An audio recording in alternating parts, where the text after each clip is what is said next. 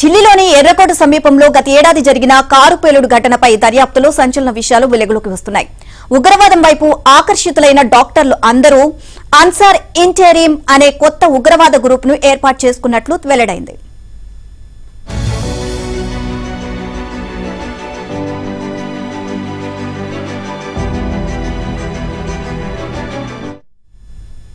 వాస్తవానికి white collar terror మాడ్యూల్లో arrest అయిన డాక్టర్లందరూ 2016 నుంచి రాడికలైజ్ అయినట్లు దర్యాప్తు అధికారులు గుర్తించారు. అన్సార్ ఇంటెరియం గ్రూప్ ద్వారా జమ్మూ కాశ్మీర్ తో పాటు దేశవ్యాప్తంగా పలు ఇతర ప్రాంతాల్లో విధ్వంస కార్యకలాపాలకు పాల్పడాలి అనేది వారి లక్ష్యమని విచారణలో ఆ డాక్టర్లు చెప్పినట్లు తెలిసింది. క్రియాశీల ఉగ్రవాదులతో తమకున్న సంబంధాలు అన్నీ తెగిపోయినందున కొత్త గ్రూపు ఏర్పాటు చేయాల్సిన అవసరం ఏర్పడింది అని వారు వెల్లడించారు.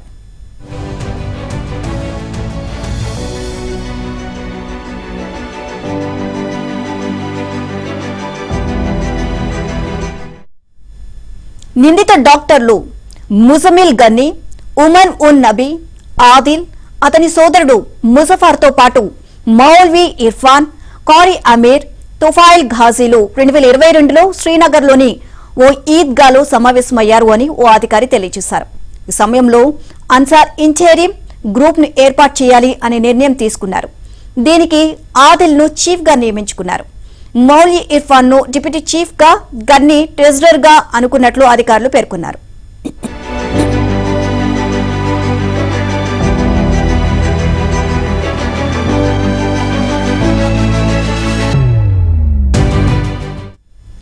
ఈ గ్రూపు 2023లో పేలుళ్లకు అవసరమైన ఫర్టిలైజర్లను హర్యానాలోని సోహ్నా, నుహ్లలో కొనుగోలు చేయాలని నిర్ణయించింది.